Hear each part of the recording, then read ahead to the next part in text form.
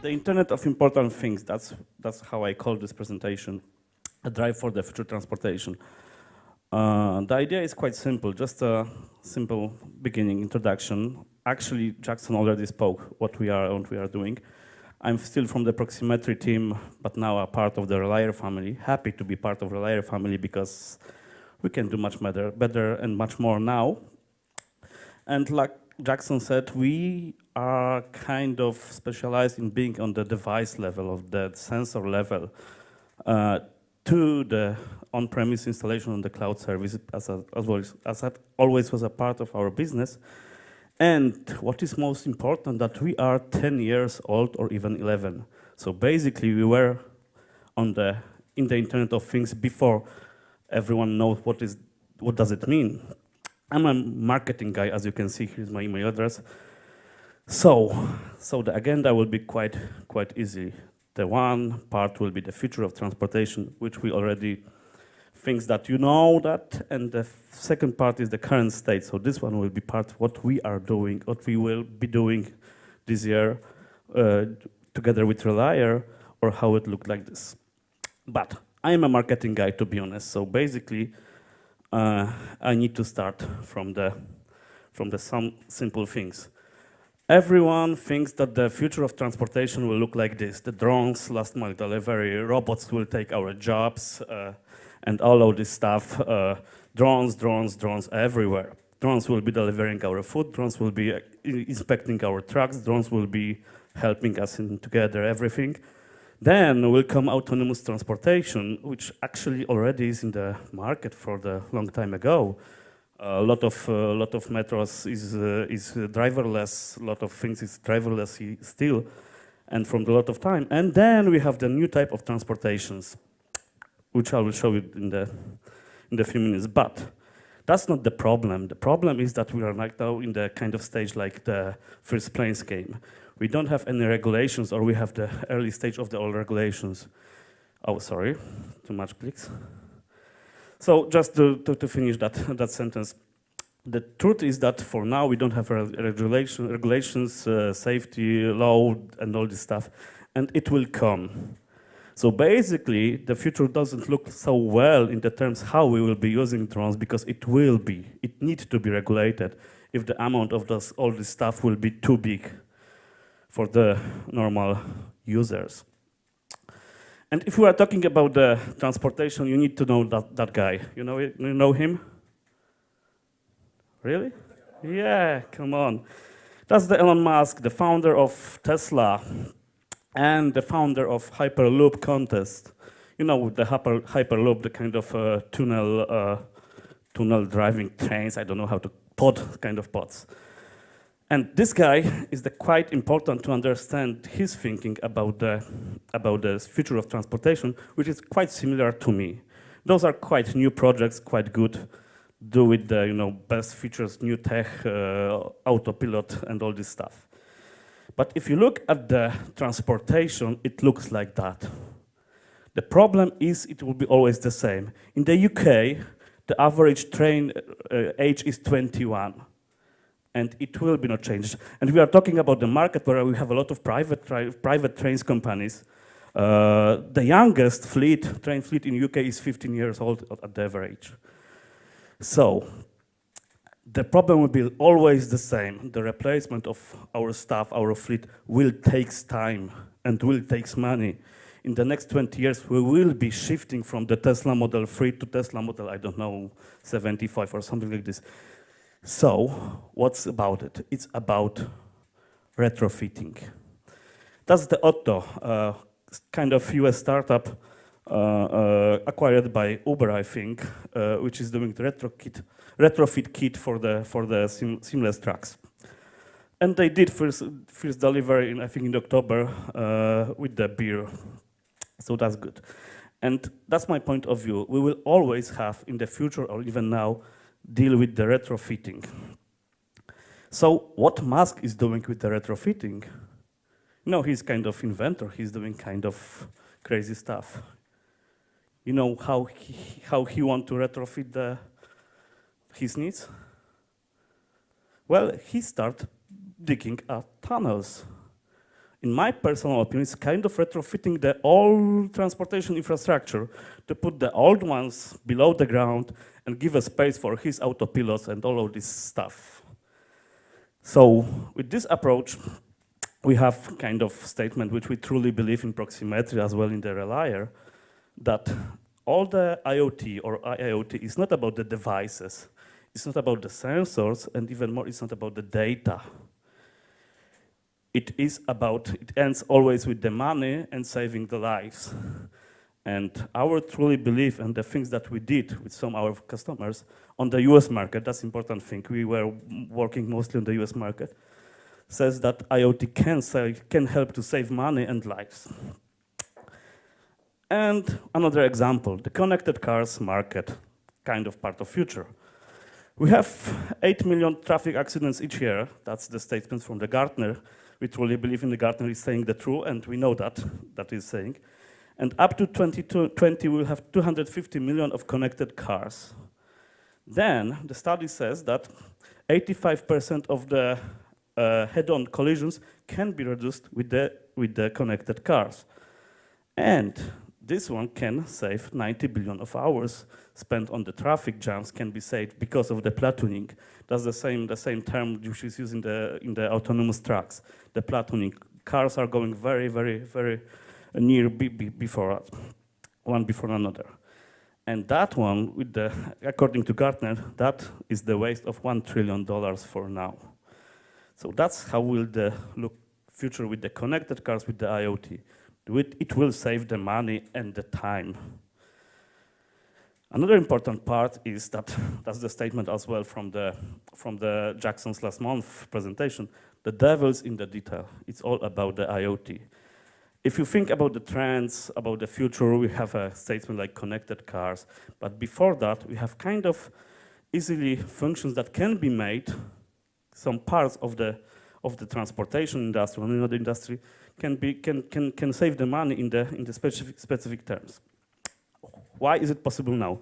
Because the average cost of IoT sensor is falling. That's the average. You know, it means that we are counting the cheapest one and the most expensive one. And for now, we have about 50 cents. That's the average cost of the IoT sensor. And in the future, it will be still falling down. And what we can do with the data. And now we are going to the use cases quite fast. Of course, we have a kind of local processing. That's the example from the GE Aviation. That's not our example. That's the example to just introduce the things that we are doing about the details.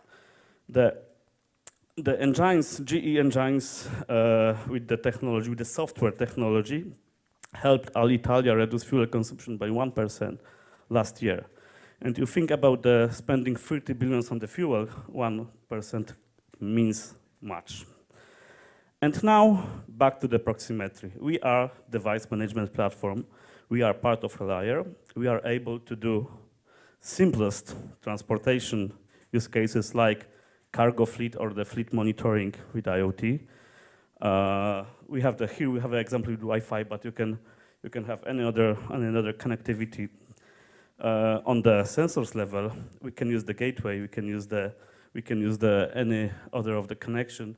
And then we can send the data to UI, your UI or your third-party applications, as well to the other stuff. And now going back to trains. So many people want to spend Valentine's Day with the trains that I need to tell you something more about it. Still about the details. You know that the rail tracks inspection is a quite common issue in the trains, in the transportation segment. 6% of all car derailments was because of the rail tracks inspection, because joint bars, that is the joint bar. It's always looks like the same. They have only 4 types of the joint bars with 4 screws, 8 or something like this. And these joint bars defects caused 6% of all car derailments in 2001 to 2010.